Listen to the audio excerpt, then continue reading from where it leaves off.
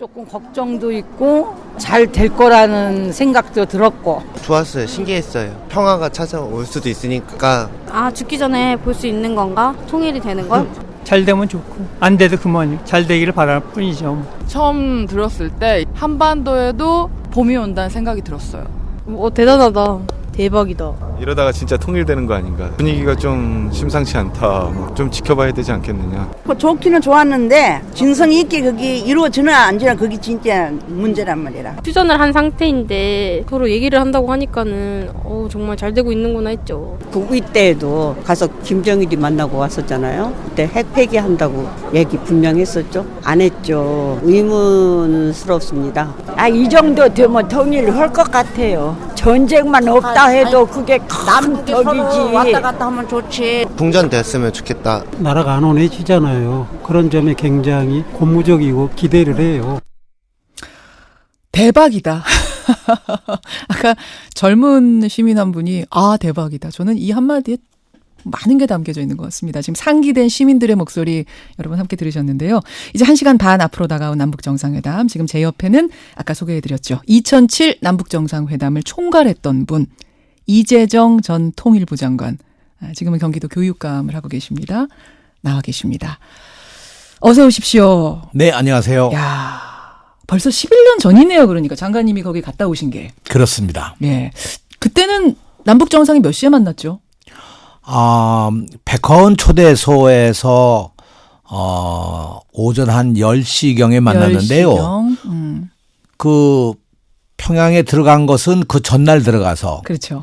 회담은 그 다음 날 하게 된 거죠. 그렇죠. 그러니까 첫날은 김영남 위원장하고 회담을 하고 예. 둘째 날 오전 10시 반부터 백화원에서 맞아요. 회담을 한 겁니다. 지금 두 정상이 군사분계선에서 만나기 1시간 반 전 이맘때쯤에는 전 장관님 심정이 어떠셨어요? 그때는 정말 정말 감동의 연속이었지만 오늘의 감동은 그때와는 전혀 다른. 저는 이것이요. 예. 아까 우리 청취자들이 대박이라고 하면 대박 정도가 아니라 천지개벽입니다. 천지개벽입니까? 네. 천지개벽이라고 할 정도입니까? 정상회담 여는 정도인데? 저는 이것이 천지개벽이라고 드리는 말씀의 이유가 자 70년 동안 분단된 2차 대전 이후에 유일한 분단국. 그 비극을 종결시키기 위한 아주 대출발을 하는 거 아니겠습니까? 북쪽에서는 대사변이라고 얘기하는데 저는 우리는 개벽이라고 얘기합니다. 그런데 저는 특히 오늘 공식 수행원 어제 임종석 실장이 발표하는 걸 보면서 북측의 공식 수행원이 북의 당 아주 수뇌부, 의회의 아주 대표, 그다음에 군 참모총장을 비롯한 군 대표 이렇게 구성된 걸 보면요. 단순한 이것은 김정은 위원장의 의지가 아니라 북한 전체의 국가적 의지라고 저는 생각합니다. 그러니까 수행원의 숫자 많아요. 근데 그 수의 문제가 아니라 질적으로 봤을 때 우리 국회에 해당하는 국회, 당, 군까지 수뇌부들이 다 구성이 돼 있다는 이야기는 이거 상당히 심혈을 기울인 거다. 그 부분에서 천지개벽이다 그 말씀이시군요. 그렇습니다. 전 여기에 덧붙여서 트럼프 대통령이 정말 북에 대해서 얼마나 칭찬을 해줍니까? 요새 그래요. 김정은 위원장에 대해서 정말 오픈된 사람이다. 어너러블이라는 말까지 써가면서요. 180도 바뀌었어요. 네, 이거는 저는 이건 정말 놀라운 그 변화가 이 한반도만이 아니라 국제적으로 일어나고 있다 이렇게 판단합니다. 알겠습니다. 지금 말씀하시는 이 순간 문재인 대통령이 청와대를 나서고 있습니다. 자동차를 타면서 손을 흔들고 있는 장면이 지금 보이네요. 지금 저도 11년 전에 이렇게 청와대를 출발했는데요. 대통령 차 뒤에 타는데 그러셨어요. 그때 대통령 차는 앞에 봉황기와 태극기를 달고 그 경호원들과 함께 그대로 평양까지 들어간 거죠. 그대로 그냥 평양까지 달렸습니다. 평양까지 달리는 그 기분 어떠셨어요? 넘어갈 때, 선 넘어갈 때. 그건 그 선을 넘어갈 때는 걸어서 넘어갔지만 그러네요. 넘어가서 차를 타고 개성의 고속도로를 달려서 평양에 들어간 그 기분은 말할 수가 없죠. 그 벅찬, 네. 저는 막 그냥 다시 생각만 해도 눈물이 날 정도인데, 그래요. 오늘 우리 이재정 장관과는 2차 정상회담 경험을 바탕으로 우리 이재정 전 장관, 이재정 교육감이 해주실 수 있는 질문들이 뭘까 좀 생각하면서 저희가 청취자 질문을 받아봤습니다. 첫 질문은 7248님 것으로 좀 골라보겠습니다. 예전 정상회담은 당일치기가 아니었잖아요. 그렇죠? 이번에는 회담 장소도 달라졌고 당일치기라는 이런 기간도 달라졌고 크게 달라진 것들이 좀 있는데 그중에서도 대표적인 게 전 세계로 생중계가 된다는 점. 장관님, 그러니까 전에는 이게 다 녹화였던 거고 그나마도 다 방송된 게 아니죠. 네, 그렇습니다. 예. 이번에는 어떻게 생중계가 결정이 됐던가? 어떤 의지의 표현으로 봐야 되는가? 이런 질문. 저는 이 역사적인 남북 정상회담 예. 이게 세 번째 열린다는 문제가 아니고 예.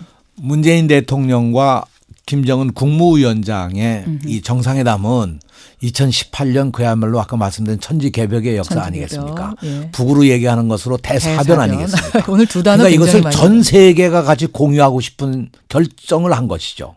나는 사회주의 국가가 이렇게 결정한 건 정말 놀라운 일입니다. 놀라운 일입니까? 정말 놀라운 일입니다. 이거는 상상을 이제까지 누구도 해보지 못한 아마 남북 관계의 전문가들도 누구도 상상을 못한 놀라셨어요, 이 결정 듣고? 전 놀랐어요. 놀라셨어요. 네. 이걸 생중계를 사회주의 국가에서 안 하는 이유는 뭐예요? 꽁꽁 싸매는 이유는 뭡니까? 그것은 그 결과에 대한 거나 혹은 예측할 수 없는 일들이 벌어질 수 있기 때문에 네, 그것을 미리 그렇게 공개하기는 어려운 거고 더더군다나 김정일 위원장이 과거의 경우도 그 동선을 누구도 몰랐습니다.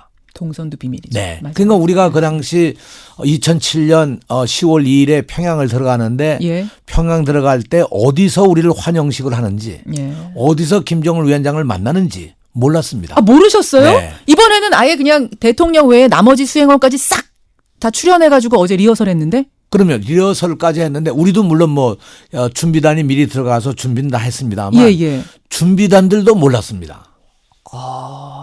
네. 오는 사람들한테도 그 정도 비밀을 유지하면서 했군요. 그래서 우리가 어디서 만나느냐는 여러 군데에 예측을 했어요. 저도 기억납니다. 서너 곳을 예측을 했는데 그 예측이 다 틀렸습니다. 그런데 이 4.25 문화궁전이라는 데서 만나게 되는 것을 알게 된 게 어디냐면 고속도로 타고 쫙 가다가 평양 입구에 서흥휴게소라고 있습니다. 서흥휴게소. 그 서흥휴게소에서 처음 알았습니다. 그때까지도 우리가 어디로 가는 거야를 몰라요, 세상에.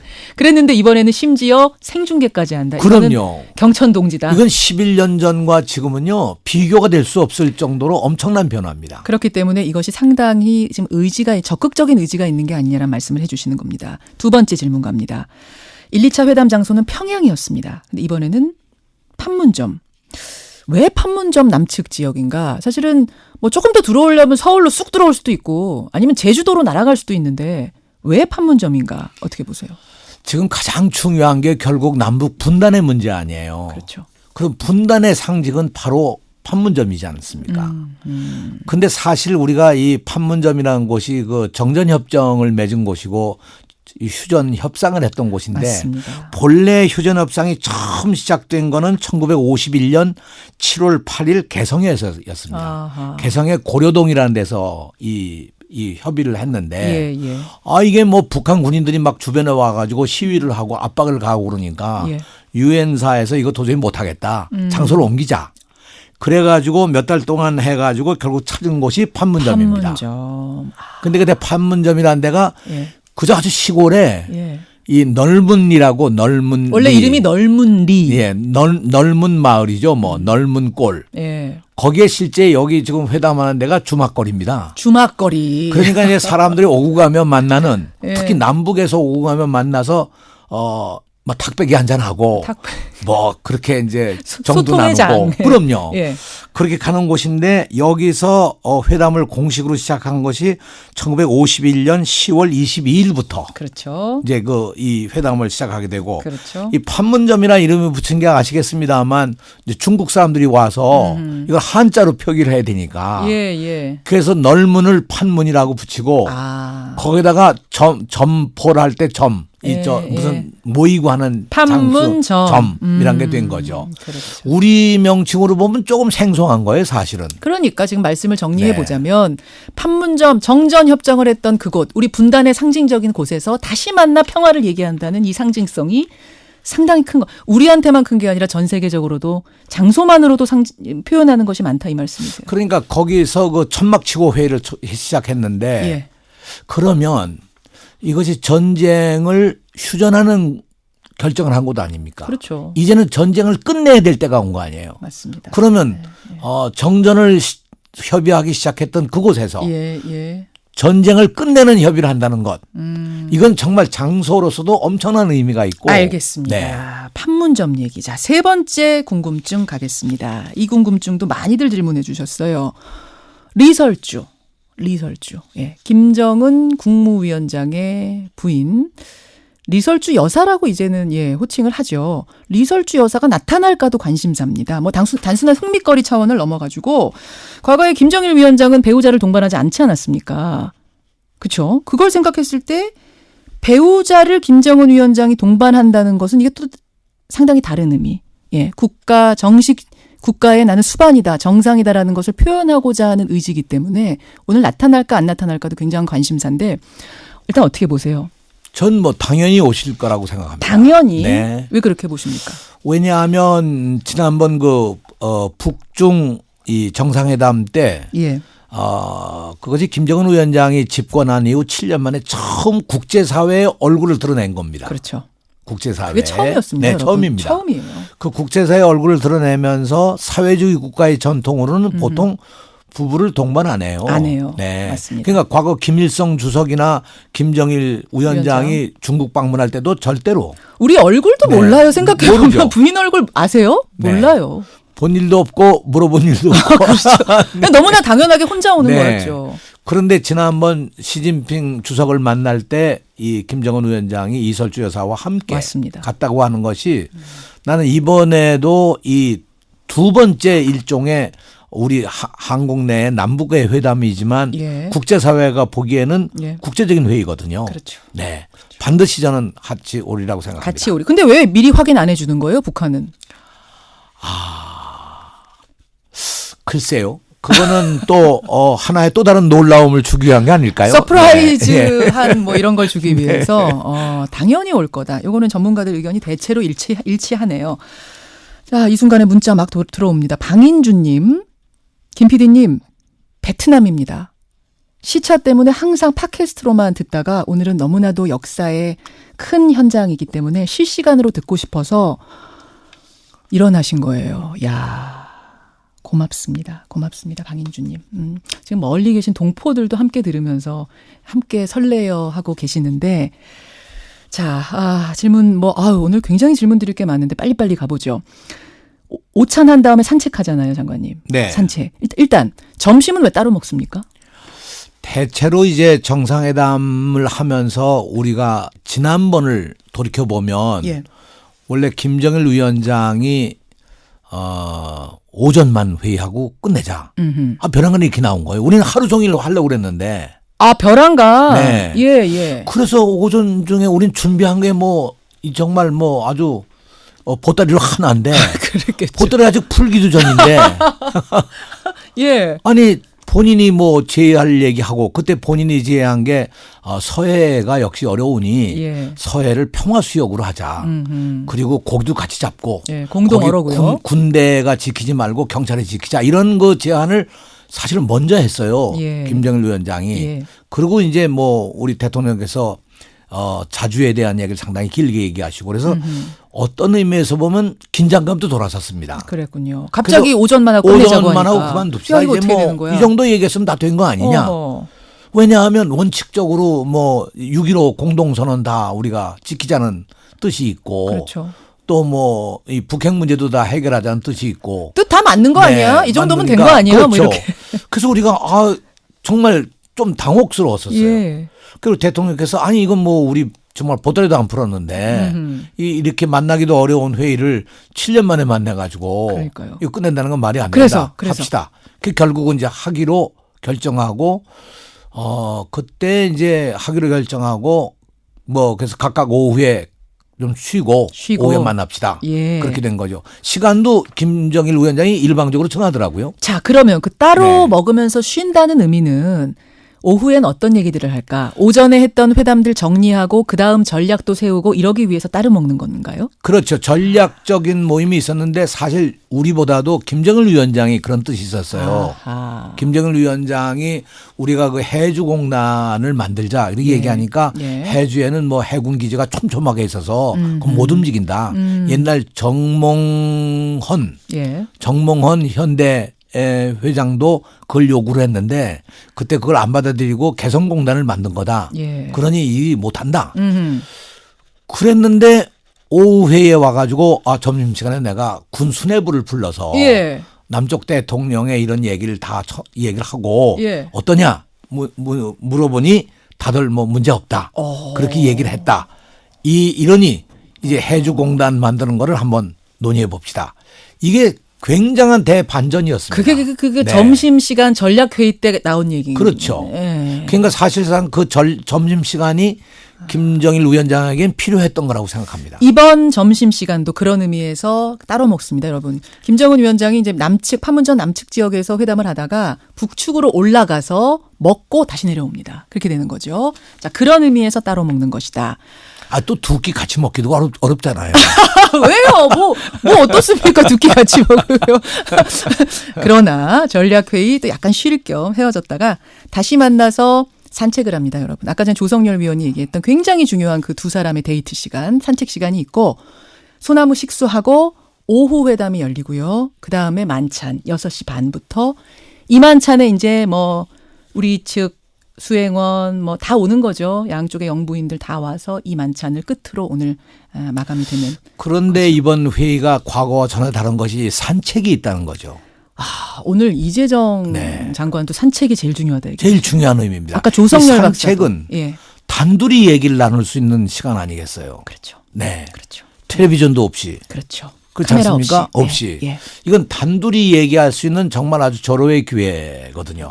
이게 뭐 차 한잔 마시면서 얘기하는 것보다 예. 정말 그 판문점의 역사적인 그 현장 예.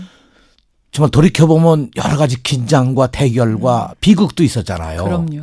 그런 걸 넘어서서 두 분이 평화의 얘기를 나눈다는 것 이건 정말 놀라운 시간이라고 생각해요. 저는 이번 회담도 중요하지만 회담보다 더 중요한 것이 이 산책 시간에 두 분이 나눈 대화라고 생각합니다. 알겠습니다. 이건 전문가들 의견이 일치합니다, 여러분. 지금 이 순간 문재인 대통령은 벌써 자유로까지 왔습니까? 예. 강변북로 거쳐서 지금 자유로를 달리고 있습니다. 자유로 들어섰다는 얘기는 잠시 후에 판문점을 간다는 얘기죠. 도착한다는 얘기죠. 참 가까운 거예요. 서울에서 판문점까지 52km니까요. 진짜 가까워요. 네. 정말. 우리 개념으로 보면 100리 조금 넘는 거거든요. 그러니까 지금 김정은 위원장이 이 평양에서 출발해서 판문점까지 170km를 오거든요. 북한에서 오는 거리보다 우리가 그냥 판문점 가는 거리가 더 가까울 정도로 가까운 3분의 곳이에요. 1밖에 안 되는 거죠. 그렇게 네. 가까운 네. 곳입니다.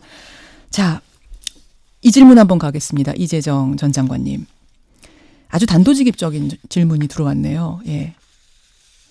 김정은 믿어도 됩니까? 이 질문이 사실은 굉장히 많이 들어왔어요. 김정은 위원장을 근데 믿어도 되겠습니까? 이러다가도 확 바뀌는 게 북한 아니냐? 어떻게 생각하세요? 김정은 위원장에 대해서 우리가 평가를 하려면 한 세 가지가 있다고 생각해요. 하나는 김정은은 예. 유일하게 북한 지도자 가운데 유일하게 스위스에서 국제학교를 다닌 다시 말하면 유럽의 교육을 받아본 경험이 있는 사람입니다. 서구 교육을 네. 어렸을 적부터 받은. 네. 이게 첫째고 예. 둘째로는 김정은 위원장은 지난 7년간 예. 돌이켜보면 거의 허언이 없었습니다. 그래요? 네. 그 김정은 고마운 말이 없었어요? 네, 김정은 위원장이 한 얘기는 다 정확하게 맞았고요. 예를 들면 미사일을 실패했으면 나와서 실패했다고 얘기해요? 스스로 얘기했고. 네. 그리고 이 모든 과정에 대해서 아주 예. 분명한 그리고 단호한 예. 자기 의견을 표명했고 예. 그거를 뒤집은 적이 한 번도 없습니다. 이거는 뭐 전문가가 분석해서 네. 나오신 얘기니까 이게 맞는 이건 얘기겠죠? 팩트 체크하면 다 알 수 있는 일이니까요. 그렇겠네요. 그다음에 세 번째로 김정은의 경우에 중요한 것이 그 할아버지를 꼭 닮은 거예요. 김일성. 네, 김일성 주석을. 그래요. 그래서 나는 김정일 위원장이 이번에 회담에 나와서 종전선언이나 미국과의 그 외교관계 수립을 위해서 모든 걸 포기하겠다는 생각을 가지게 된 것도 결국 할아버지가 남긴 유업 가운데 안 된 거 하나가 미국과의 외교관계 수립입니다. 그걸 하기 위해서 지금 이렇게 나서는 그렇습니다. 것이 아니냐. 그러니까 할아버지 약속한 것이 한반도 비핵화. 그렇죠. 자기가 비핵화하겠다. 핵무기다 포기하겠다. 그리고 그때 한 것이 유엔 동시가입. 이게 되지 않았습니까? 그렇죠. 1992년. 그리고 4국이 동시에 수교를 한다. 근데 우리는 소련과 중국과 수교를 했고 북한은 아직도 미국과 일본과 수교가 안 된 거죠. 이 마지막 남은 이 퍼즐을 정말 완성하는 것이 김정은 위원장으로서는 할아버지의 위협을 계승하는 거죠. 네. 또 하나는 이 사람 굉장한 실리주의자 아니에요? 그렇죠. 그러니까 지금 경제적으로 봤을 때도 이쪽으로 가는 것이 유리하겠다는 판단한 거 아닙니까? 뭐 서구식 교육의 영향일 수도 있겠습니다만. 뭐 실제로 핵 개발하고 이 미사일 개발하면서 유엔으로부터 미국으로부터 엄청난 경제 제재 받으면서 맞아요. 국민들의 어려움도 얼마나 컸겠어요. 이제는 좀 발 뻗고 자자 이런 얘기도 가능하지 않겠습니까? 알겠습니다. 그런 의미에서 믿는다 그 말씀. 저는 뭐 100% 믿습니다. 또 100%까지 얘기하시. 오늘 할 때 단어들이 굉장히 강렬하게 나옵니다. 장관님 한 지금 30초 남았는데요. 지금 이제 자유로 달리고 있는 문재인 대통령에게 조언 짧게 한마디 해주시죠. 네, 대통령님이 정말 한반도 역사의 새로운 길을 가시는 거거든요. 70년 한을 풀고 우리 냉전 구조를 깨고 마침내 남북이 하나가 되고 남북이 통일의 시대를 여는 그 역사적 길에 정말 큰 역할을 하시는 것이 너무나 자랑스럽습니다.